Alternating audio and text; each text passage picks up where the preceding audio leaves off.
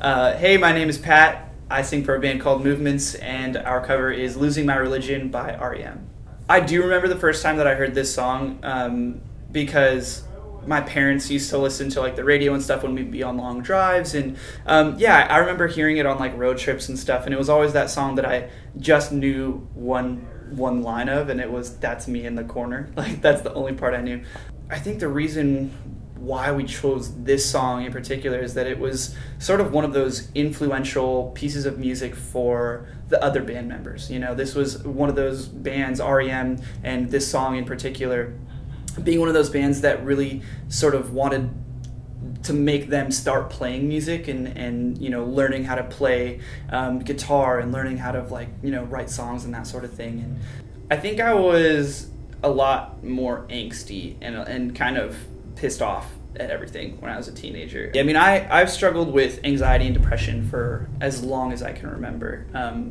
Even when I was like a child, I would go through, you know, little bouts of depression, and it was before I even really knew what depression was or what mental illness was, anything like that. Like, it was just something that happened, and I didn't know why I felt sad. I didn't know why I didn't want to go outside and play with my friends. I didn't know why I woke up in the mornings and didn't want to go to school and I just wanted to lay in bed and cry. You know, I didn't understand what it was.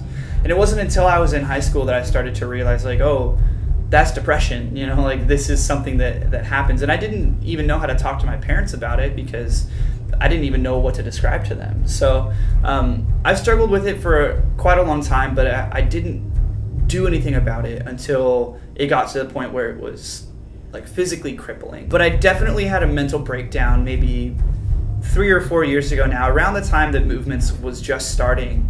I had like a really severe sort of like freak out, and I just lost it, and it put me in this like perpetual state of like severe anxiety for months on end, every single day. And that's when I decided that I needed to finally like reach out and seek therapy and seek you know, seeing a psychiatrist, and the idea of potentially being put on an antidepressant or an anti-anxiety medication, because before I was a little scared of that. I was scared of the stigma surrounding being medicated for your mental health. You know, I was always sort of under the impression that being medicated for that sort of thing means that you're crazy. I didn't want to go seek help because I didn't want people to think that I was crazy. But it got to the point where I couldn't function anymore. I could not be a normal human being because I was so just riddled with anxiety.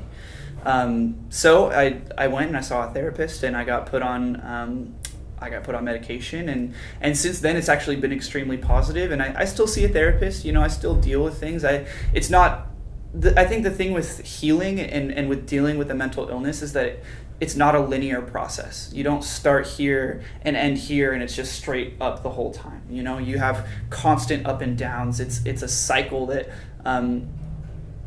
we talk about in our music, where, you know, there's going to be times where you're on top of the world and you feel great, but chances are at some point, whether it's a week, 2 weeks, a month, a year, whatever, at some point I know I'm going to be back down at my very lowest again for some reason. Sometimes there isn't even a reason. I'm just going to be there.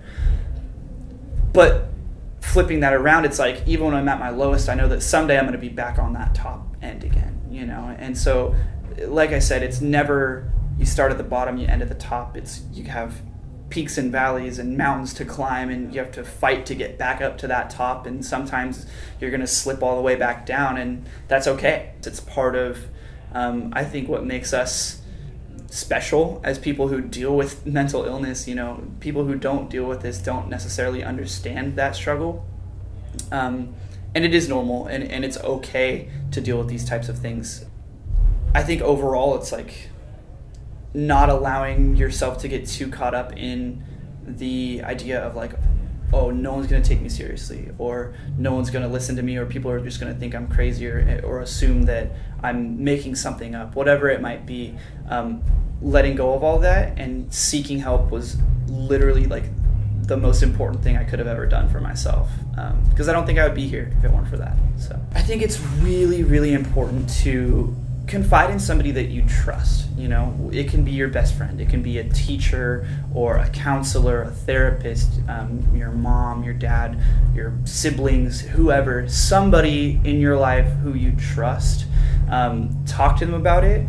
And the thing is, like, sometimes you will open up to people and they won't know how to respond to you. They won't know how to really understand what it is that you're dealing with, and that's not for sure. Maybe some people will, but I think a lot of people, oftentimes they hear someone explain something to them that they don't know how to comprehend fully, and it can be a challenge.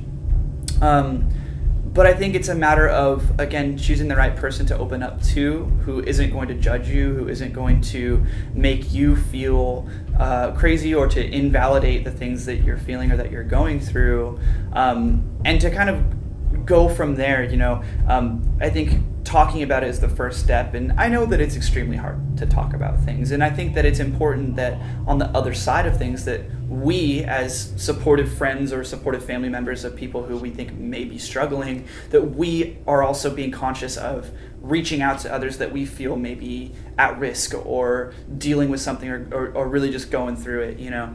And oftentimes you have to be the person to reach out to them, because it can be really, really hard to talk about what you're going through.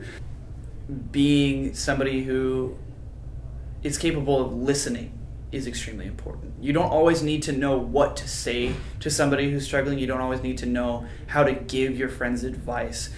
What you need to do is be supportive of them, and to again, not invalidate anything that they're feeling. You know, if they come to you saying, "Oh, I'm extremely depressed," or "I'm dealing with this, I'm going through that," don't be like, "Oh, it's fine, dude, you know, just, you know, be happy." Like, that's all you have to do. Just, you know, whatever, just be happier. Like, don't say that shit. Don't fucking do that. Like, don't invalidate anybody's feelings. Everybody deals with certain issues differently, you know. Just because something that didn't upset you, that happened to you, happens to somebody else, like, that's not to say that it's not going to crush them. You know what I mean? And vice versa. Something that happened to somebody else that might not affect them could affect you immensely.